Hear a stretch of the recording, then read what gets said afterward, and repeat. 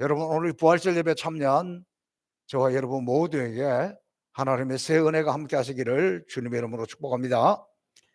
오늘 우리 기독교의 생명과 같은 축제인 부활절입니다.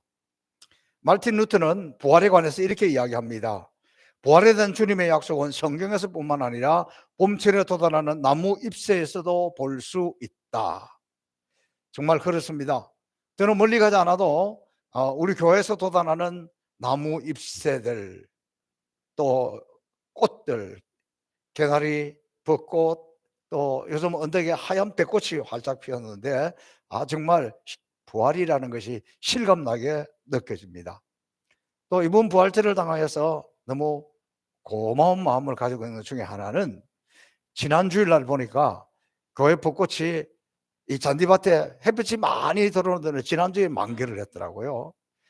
그리고 이 그늘 쪽에 있는 이 많은 이 벚나무들은 아직 꽃을 안 피웠습니다. 그래서 아마도 부활절에 만개하지 않겠는가, 여러분에게 그렇게 말씀을 드렸는데 지난주 예배 끝나고 오후에 보니까 활짝 피어버렸더라고, 그 사이에. 그래서 조금 이거 부활절에 활짝 핀다고 했는데, 근데 또 지난 한 주간 동안에 비도 오고 바람도 많이 불고 그랬잖아요.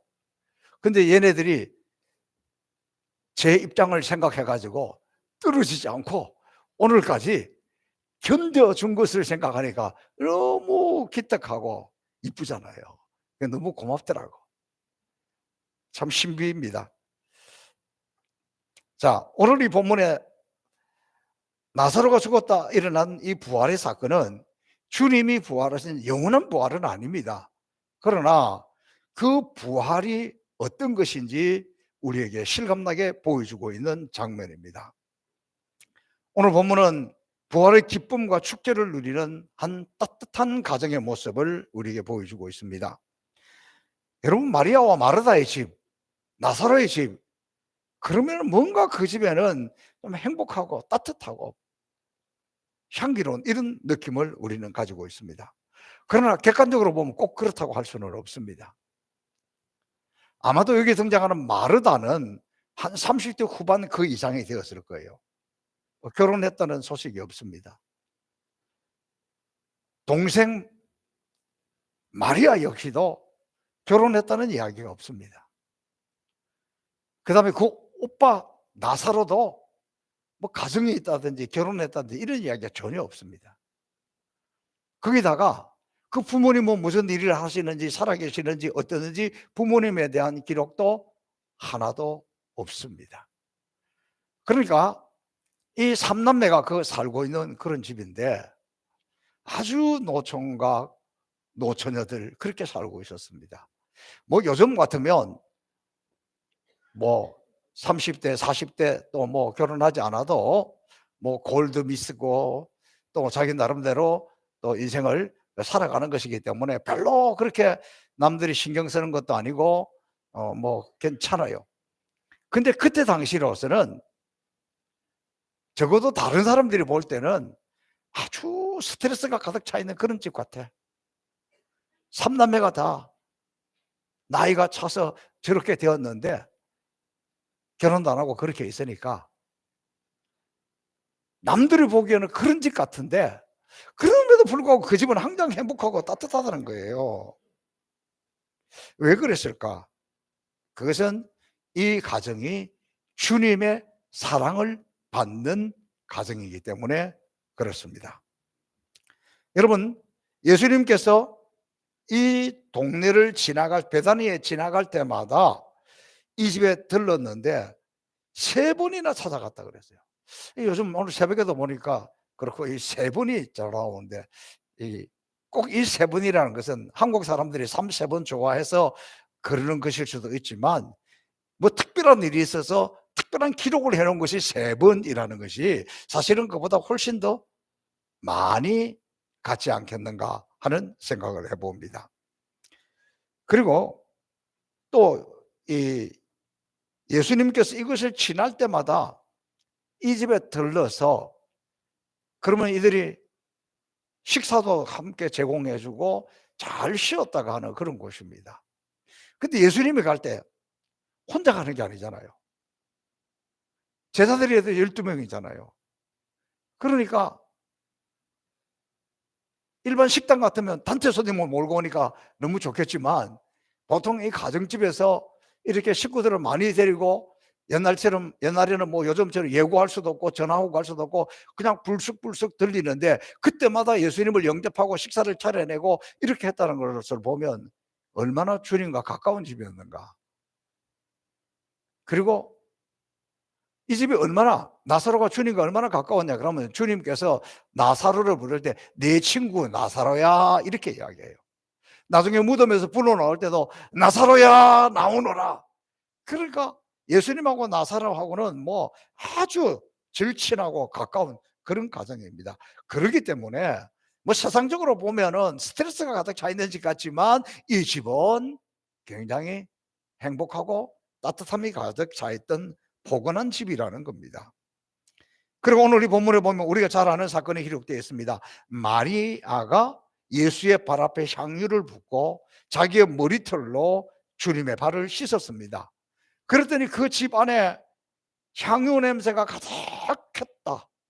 그리고 이 일이 있고 난 뒤에 마리아와 마르다 집에 한 별명이 붙었는데 그 별명이 뭐냐? 향유 냄새가 가득한 집이라고 기록되어 있습니다. 자, 얼마나 아름다운 표현입니까? 이 향유는 예수님을 기쁘게 하기 위해서 더해진 향유입니다. 세상적인 조건은 행복한 것이 하나도 없는 것 같지만 이 가정은 이렇게 주님 위해서 헌신이 있고 주님을 친구라 부르고 또 주님과 아주 이렇게 가까운 그런 좋은 집이었습니다.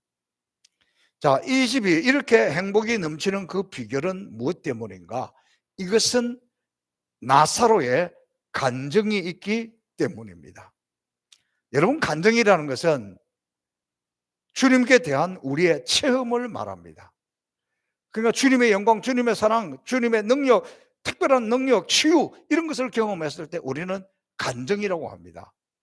그런데 이 간증을 좀 더 쉽게 이야기하면 그냥 나의 이야기입니다. 근데 우리 나의 이야기를 굉장히 사람들은 오해할 때가 많습니다. 우리가 우간다 신학교 졸업식에 가면 꼭 부르는 찬송이 있습니다. 이것이 나의 간증이요 이것이 나의 찬송일세 나 사는 동안 끊임없이 구주를 찬송하리로다. 나의 이야기, 간증, 그것은 이제 영어 성경에 보면 This is my story 그랬어요. 내 이야기다. 내 이야기라 그러니까 많은 사람들이 간증할 때 자기 이야기를 합니다. 자기를 드러냅니다. 그러나 여러분, 간증은 그것이 아닙니다. 내 이야기인데 내가 주인공이 아니라 예수님이 주인공이에요. 주님이 주인공이에요. 주님이 내 인생에 개입하셔서 이렇게 역사하셨다. 주님이 나를 찾아오셔서 이렇게 기적을 베푸셨다. 주님이 내 가정에 오셔서 이런 축복을 주셨다. 이게 간증이에요. 그러니까 간증한다고 하면서 막 자기 이야기만 늘어놓고 자랑하고 이런 거는 간증이 아니에요. 내 속에 주님이 들어오셔서 주님이 능력을 주셔서 주님이 기적을 주셔서 베풀어진 그런 내 이야기. 내가 주인공이 아니라 주님이 주인공이 나의 스토리가 간증입니다. 근데 오늘 이 집의 간증은 뭡니까? 그냥 보통 이런 간증도 아니고 가장 나사로가 죽었다가 다시 살아난 거예요. 이거는 뭐 엄청난 기적이고 난리가 난 그런 간증이죠. 근데 예수님의 친구 나사로가 무슨 병인지는 모르지만 갑자기 병이 들어서 죽게 되었습니다. 그러더니 바로 이 마르다가 예수님에게 사람을 보내가지고 빨리 지금 우리 오라버니가 죽게 되었으니까 주님이 빨리 오셔서 살려달라 고쳐달라 그렇게 부탁을 했습니다. 근데 보통 때 같으면 예수님께서 멀리 가다가도 나사로가 내가 얼마나 신세를 졌는데 얼마나 고마운 친구인데 그리고는 방향을 얼른 돌려서 하던 일도 포기하고 와서 살려주고 고쳐주었을 거예요. 근데 이번에는 못 들은 척 하는 거예요. 가던 길을 계속 가는 거예요. 그리고는 장사 지내고 죽은 지 나흘째라 그래요. 나흘째. 그때 돼서 이렇게 돌아오셨습니다. 근데 이 가만 보면 여기는 주님의 어떤 분명한 의도가 있는 거죠. 보통 때 같으면 빨리 와서 했을 텐데 썩어서 냄새가 날 때까지 기다렸다고 오는 이유가 뭘까? 자, 오늘 이 본문의 중요한 인물은 나사로가 간증의 주인공이고, 그 다음에 마르다가 나오고 마리아가 나옵니다. 이 마르다가 언니인데, 마르다는 좀 뭐라 그럴까요? 아주 활동적이고 다이나믹하고 좀 이런 열정과 더불어서 좀 혈기도 있고, 그리고 무슨 일을 하든지 자기가 주방을 맡으면 주방장이 돼가지고 하고 이거저거 시키고 이거저거 하고 뭐 하고 좀 이러는 스타일이에요. 마리아는 좀 조용히 있는 이런 스타일이고. 그러니까 이때 당시에 성경의 다른 기록들을 보면 예수님이 그 집에 가서 막 말씀을 전하고 뭐 이야기하고 그러면 마리아는 그 앞에 가서 다 말씀에 귀를 기울이고 듣고 앉아 있어요. 그럼 음식을 준비하고 막 왔다 갔다 하고 분주한 이 마르다가 볼 때는 어떨까? 얄미운 것이 도와주지도 않고. 그리고 심지어 언젠가는 마르다가 예수님에게 선생님, 저 마리아도 빨리 좀 가서 일하는 거 좀 도와주라고 하세요. 뭐 그런 이야기도 나오잖아요. 그러니까 이 어떤 이 두 사람의 어떤 이 개성을 우리가 이렇게 알 수 있습니다. 예수님이 장사 지내고 집에 들어와 있는데 죽은 지 4일 됐을 때 예수님이 이제 그때서야 도착을 한 거예요. 이 한 성깔 있는 마르다가 그냥 있을까? 그냥 안 있지. 성깔 있는 사람은 그냥 지나가는 거 어려워요. 한마디 하죠. 예수님이 탁 돌아와요. 그동안에는 뭐 아이고 예수님 어서 오세요 뭐 이렇게 하는데 이번에는 쌩한 거예요. 그리고는 주님이 여기 계셨더라면 내 오라버지가 돌아가지 않았을 거예요. 그동안에 그렇게 밥도 많이 얻어먹고 말이야, 우리가 그런 보통 관계가 아닌데 이럴 수가 있냐 이런 뜻이죠. 그럴 때 예수님이 뭐라고 이야기하냐면 아니야, 나사로가 다시 살아날 거야 그러는 거예요. 그리고 또 아멘 그러면 얼마나 좋아. 또 요 말이다가 요 입이 차니까 또 한마디 그들죠. 뭐 마지막 날이 돼가지고 그때 다시 살아날 거, 그때 부활하는 거, 그것은 나도 알고 있습니다. 이렇게 이야기하는 거예요. 지금 주님이 살려주겠다는 것은 마지막 날에 그때 가서 살려주는 것이 아니라 지금이에요, 지금. 근데 마르다는 그걸 몰랐던 거예요. 어쩌면 오늘도 우리는 이 부활에 대해서 마르다처럼 그렇게 생각하고 있지 않나 싶습니다. 왜냐하면 부활에 대해서 뭐 우리 가운데 누구든지 우리가 다시 죽었다가 우리 주님이 다시 오시는 그날에 영광스러운 부활하는 날에 다시 부활할 거라는 건 우리 기독교의 기본 중에 기본이고 여러분도 저도 너무나 다 잘 알고 있어요. 그렇죠? 이것도 헷갈립니까? 다시 부활할 것을 믿습니까? 이건 아멘이에요. 이거는 다 아멘이에요. 근데 문제는 지금이에요. 어느 분이 이런 글을 썼습니다. 40대 1 해놨더라고요. 이 40대 1 이게 뭐지? 그랬더니 오늘날 우리 한국교회 교인들이 사순절 40일, 사실은 40일이 아니라 46일이에요. 주일 빼고 40일이니까. 이 사순절 기간 동안에는 주님의 십자가하고 뭐 특별 새벽 기도회도 하고 막 금식도 하고 십자가 막 이렇게 하는데 정작 부활절에는 부활절 하루밖에 없는 거예요. 계란 한번 먹고 나면 지나가 버리는 거예요. 다음 주일에 예수 부활했으니 할렐루야. 그럼 좀 이상해요. 희한하더라니까. 왜 이렇게 십자가는 부활을 위해서 있는 건데 이 부활절은 왜 이렇게 간단하게 끝나버리는지, 계란 하나 먹고 나면 끝나버리는지. 그래서 여러분 오늘 새벽기도에 나오신 분은 알겠지만 부활절 세배는 오늘 하면 찬양 부를 수가 없어서 제가 오늘은 새벽기도에 좀 찬양 세 곡 했잖아요. 무슨 말이냐 그러면 우리 신앙생활에 있어서 지금 오늘 우리 삶의 현장에서 주님의 부활이 중요하고 부활의 능력이 중요한데 우리 이거는 뭐 별로 신경 안 쓰고 그냥 계란 먹는 날로 하고 지나가 버린다는 거예요.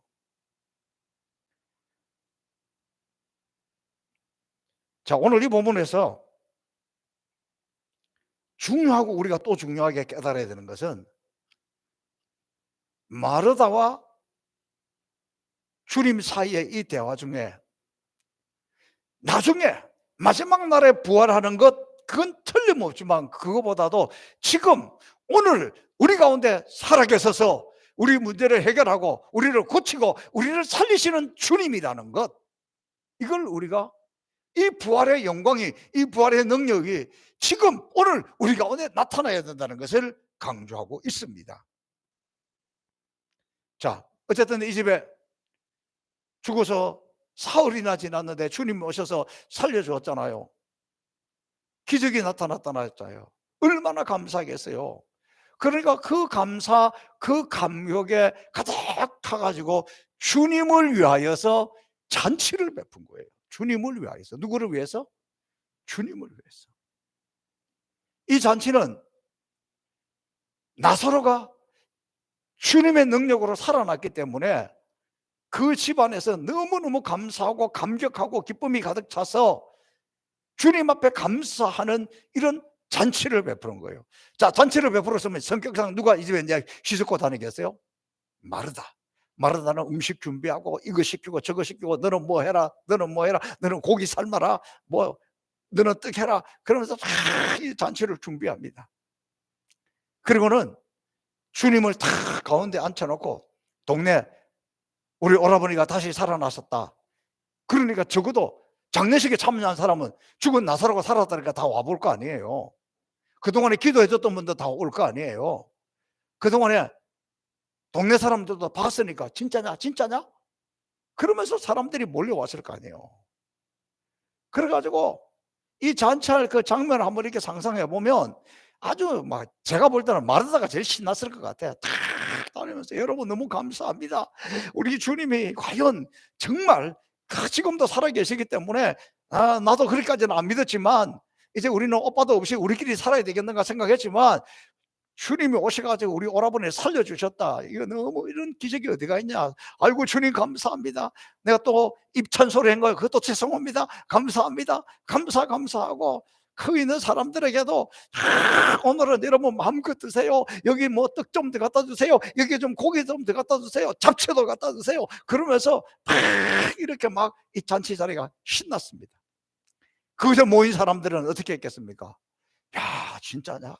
나사로가 다시 살아났다니 가서 뭐 얼굴도 만져보고 손도 만져보고 말도 해보고 세상에 이런 기적이 있냐 그러면서 막 이 잔치가 최고조에 올랐을 때에 마리아가 이때 당시에 결혼 지참금은 나드라는 이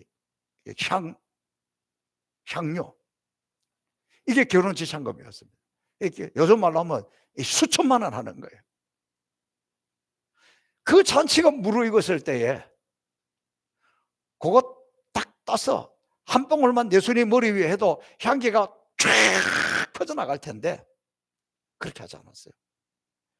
뭐 더 크게 한다 치자 그 병을 따서 3분의 1만 예수님의 머리로 옷으로 쫙 하게 해서도 어마어마한 것일 텐데 그걸 통째로 그것도 어떻게 내가 주님의 머리에다가 감히 그러면서 그 나드 향료 한 병을 그 통째로 예수님의 발에다가 붓고 그냥 그 손으로 다 발을 이렇게 씻어주는 것에도 너무너무 대단할 텐데 그게 아니라 영광스러운 그 주님의 발 앞에 자기 머리털로 그걸 이렇게 주님 발을 씻어주고 있는 이런 장면이 있잖아요. 저는 이 장면을 보면서 오늘 우리가 정말 배워야 되고 좀 부족한 것을 가르쳐주고 있습니다. 마르다는 적극적으로 활동적으로 막 이렇게 열심히 하고 이렇게 했는데 어떻게 보면 마리아는 좀 소극적이고 내성적이고 그런데 결정적인 순간에 한 방을 딱 터뜨리고 헌신하잖아요. 저는 이 장면 보면 이 마리아 너무너무 대단한 거예요. 그런 감동이 올 때 자기의 전 재산에 해당되는 것을 아끼지 아니하고 그냥 드립니다. 진짜 감동이에요. 그리고 보통 우리는 감동이 와도 감동은 감동이고 실천은 실천이다. 잘 안 돼요.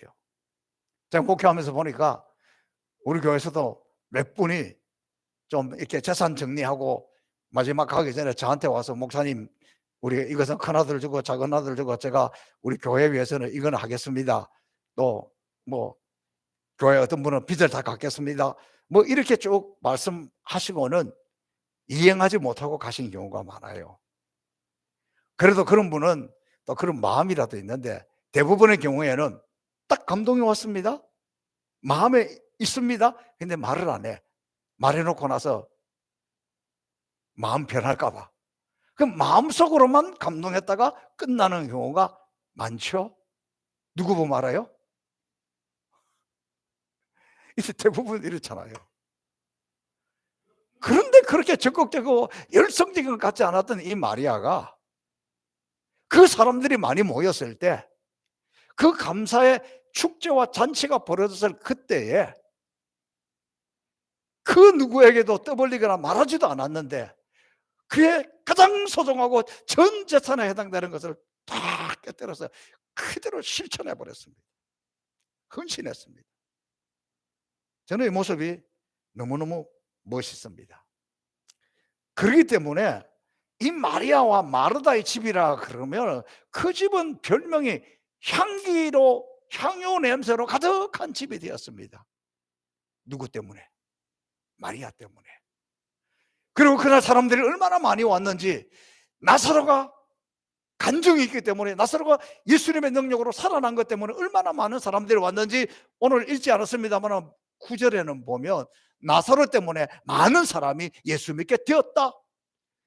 나사로 때문에 많은 사람이 예수 믿게 되었을 때 그 영광스러운 장소, 그 영광스러운 시간에 마리아는 자기 인생의 가장 소중한 것을 주님께 드려서 헌신했다는 것, 이것이 오늘 이 본문의 핵심적인 내용입니다. 그러나 여러분, 우리의 신앙은 우리가 예수 믿고 구원받아 천국 가는 것, 그것만이 전부는 아닙니다. 주님은 지금 이 땅에서 매일매일 우리 가운데 찾아오시기를 원합니다. 주님이 찾아오셔서 역사하시면, 주님이 찾아오셔서 만져주시면, 주님이 찾아오셔서 능력을 행하시면 그것이 우리에게 간증이 되는 겁니다. 마지막 날의 부활뿐만 아니라 지금 우리에게 부활의 능력, 부활의 기적, 부활의 역사가 나타나야 된다는 것을 말합니다. 저는 지난 목요일에 제가 전에 사역했던 교회에서 올해 85세 된 여자 장로님께서 소천했다는 연락을 받았습니다. 좀 뜻밖이었습니다. 왜냐하면 제가 그 교회를 떠나온 지가 벌써 한 20년이 됐고 그동안에 연락이 없었는데 그래서 이렇게 연락이 왔길래 좀 놀랐습니다.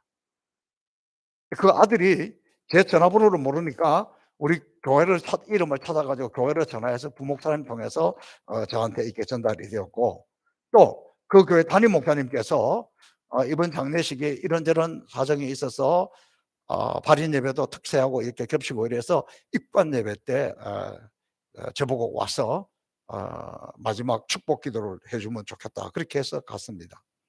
근데 이 여자 장로님은 대단히 활동적인 분이었습니다. 그 교회 안에서뿐만이 아니라 85세인데 여자 우리 교단에서 장로님이 되시니 얼마나 교회에서 열심히 했던 분이겠습니까?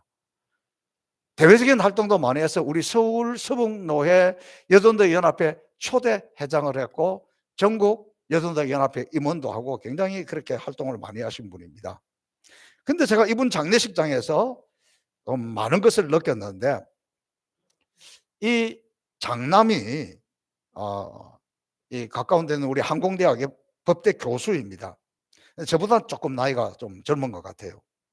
제가 거기에서 한 10년 동안 사역할 때는 이분은 독일에 유학 중이라서 제가 누군지를 잘 몰랐습니다. 그런데 어떻게 이 사람이 다른 사람은 몰라도 서 목사님에게는 꼭 연락을 드려야 된다고 생각을 했을까? 좀 이상하잖아요.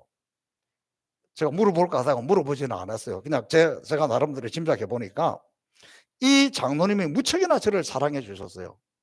제가 성포교회 부임할 때도 저보다 더 먼저 소식을 알았어요. 저는 제가 성포교회 가겠다고 한 적도 없고 이력서를 낸 적도 없고 성포교회 가게 해달라고 기도한 적도 없습니다.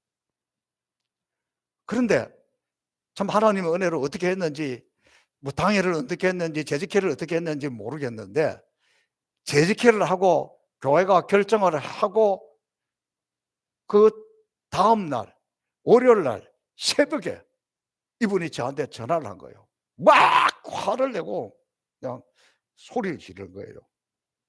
제가 자다가 월요일 모처럼 편하게 자다가 이게 도대체 뭔 소린가 깜짝 놀랐지요. 그때 이분이 하는 이야기가 그럽니다. 아니, 우리가 우리 교회 다음 담임 목사 후임자로 다 준비하고 지금 다 돼 가고 있는데 그렇게 갑자기 말도 없이 그냥 성포교회로 가버리면 우리는 뭐가 되고 어떻게 사람이 그럴 수가 있냐고 막 이렇게 호통을 치는 거예요. 그럴 정도로 이분은 저를 많이 아끼고 사랑해 주셨던 분이에요. 그러니까 그 이후에도 계속해서 자녀들에게 제 이야기를 많이 했는가 봅니다. 그러니까 그 아들이 다른 사람은 몰라도 그래서 이 서 목사님은 꼭 좀 이 마지막 이 장례식에 오셔야 된다고 생각을 했고, 그 담임 목사님도 그 교회 부임한 지가 아직 1년이 안 됩니다. 그러니까 그 장로님이 저를 소개할 때에 우리 장로님을 가장 잘 아시고 또 아끼던 분이니까 우리 서 목사님이 이 마지막 가는 길에 축복 기도하기 위해서 오늘 초청을 했다 그러더라고요. 그래서 제가 생각했던 것보다 그분이 얼마나 저를 사랑하고 아꼈다 하는 것에 대해서 굉장히 격려가 되었고 또 마음에 큰 위로가 되었습니다. 근데 제가 오늘 간증하고 싶은 것은 장례식이잖아요. 신촌 세브란스에서 했는데, 그런데 가보니까 슬픈 기색이 하나도 없어. 아들도 딸도 그곳에 온 교인들도 모두가 돌아가셨지만, 죽었지만 천국 갔다는 것에 대해서 의심하는 사람이 아무도 없고 다시 부활할 것이라는 것에 대해서 의심하는 사람이 아무도 없어.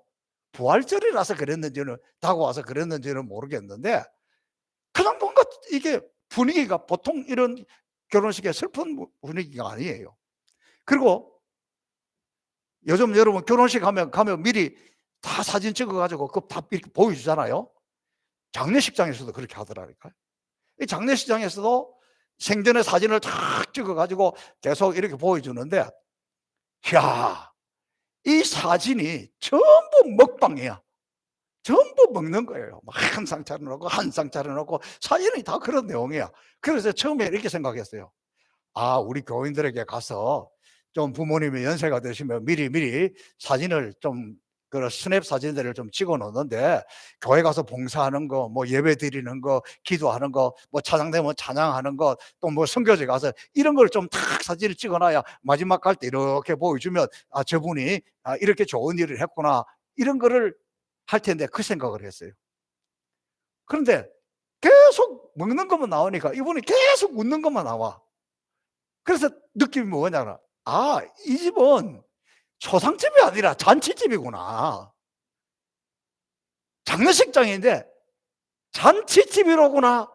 그 순간에 제 머리에 번뜩 떠오른 게, 아, 이 집이 바로 나사로 죽고 다시 살아나서 일어난 그 잔치집하고 같구나.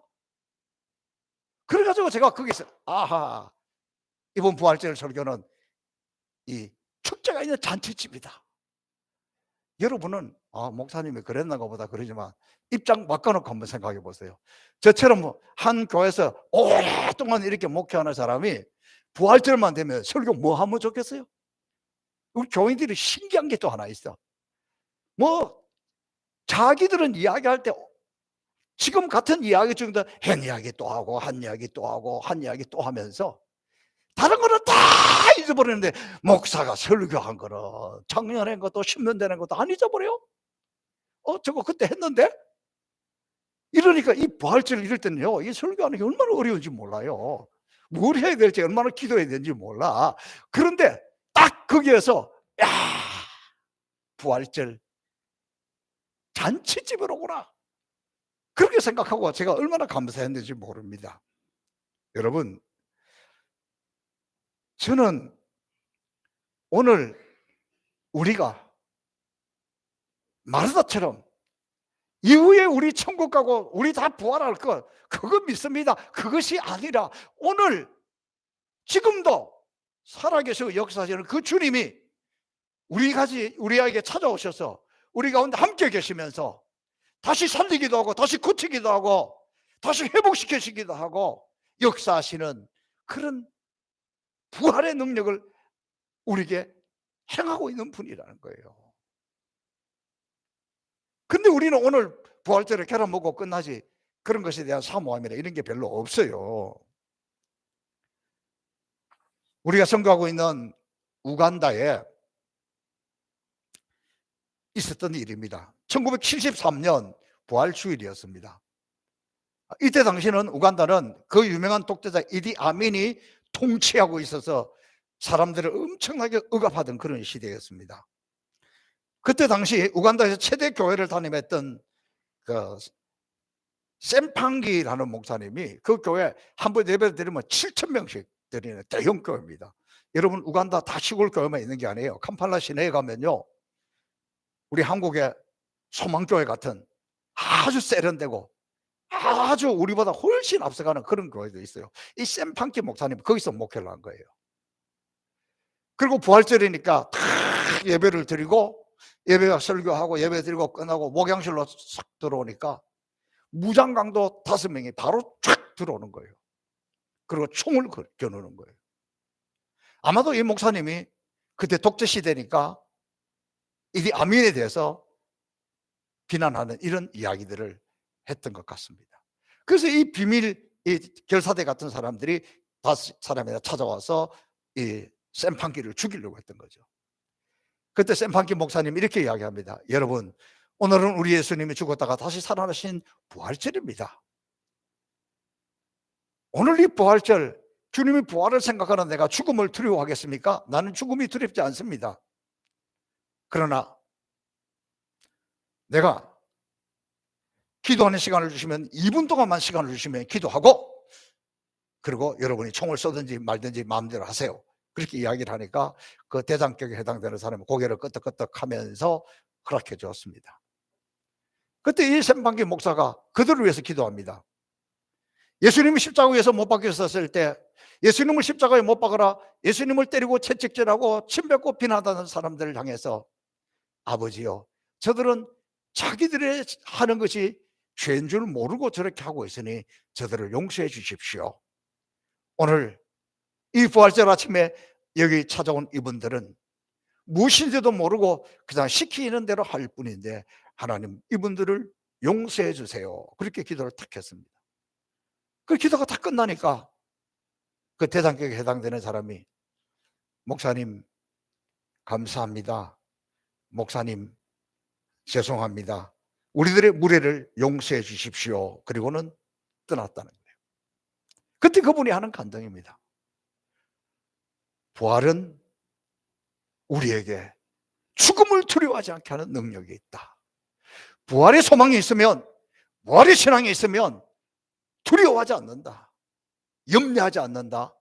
하나님 지금 우리 가운데서 살아서 역사하실 것을 믿는다라는 거예요. 사랑하는 성도 여러분, 오늘 이 나사로 가정에서 일어났던 이 잔치, 이 헌신을 보면서 저는 우리 행복에서 성포교회 성도들이 이 아무리 어렵고 힘든 시대를 살아가지만 부활신앙이 죽어서 다시 나중에 부활하는 것뿐만 아니라 오늘 지금 살아서 주님이 우리 가운데 역사하시고 기적을 베푸시고 능력을 베푸시고 치유하시고 은혜 베푸시는 이 기적이 날마다 나타나기를 축복합니다.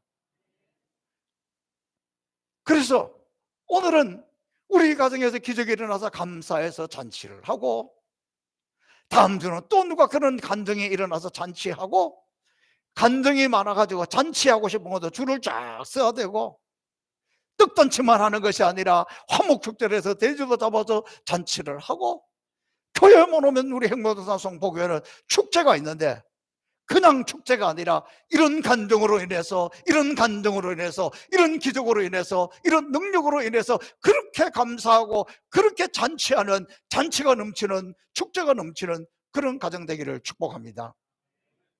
여러분에게 좀 죄송하지만 제가 이런 생각이 들더라고요. 다 기도하고 생각하고 있는데, 하나님, 금년에는 우리 성도들도 중요하지만 우리 가정에서 몇 번 잔치를 하면 좋겠습니다. 할 것 같아요. 여러분이 기도 조금만 보태주시면. 그러면서 목사가 할 생각은 아닌데 우리 성도들이 보니까, 아니 하나님은 뭐 우리 목사님 집에 가면 축복을 해주는 거야? 하는 샘날만큼 하나님 응답을 주셔서 잔치 좀 우리가 하고 싶습니다. 떡잔치라도 자주 하고 싶습니다. 그런 마음이 들더라고요. 끝내야 되는데 여러분 너무하시네. 아무도 아멘도 안 하네. 내가 잔치하면 싫어요? 내가 응답받으면 싫어요? 진짜 너무하시네. 자기들 할 때는 막 아멘 아멘 하면서 말이야. 여러분이 샘날 만큼 우리 가정에서 올해 우리 성도들 모아놓고 잔치하고 싶습니다. 기도하겠습니다. 살아계신 아버지 하나님 감사합니다. 우리 행복산 송포교회 예수 믿으면서 신앙생활을 하면서 죽어서 나중에 받는 부활뿐만 아니라 오늘 부활의 능력이 나타나서 주님이 구체적으로 우리 가운데 찾아오셔서 우리의 문제를 해결해 주시고 질병을 고쳐주시고 자녀 문제든지 가정 문제든지 물질의 문제든지 건강의 문제든지 하나님이 함께 하시면, 하나님이 다가오시면, 하나님이 만져주시면 내가 간증의 주인공이 될 줄로 믿습니다. 우리 행복사 송포교회가 우리 성도들의 가정에서 날마다 이 간증이 넘치는 축제의 가정들이 잔치하는 날이 되도록 아버지 역사하여 주옵소서. 감사하며 예수님 이름으로 축복하며 기도합나이다. 아멘.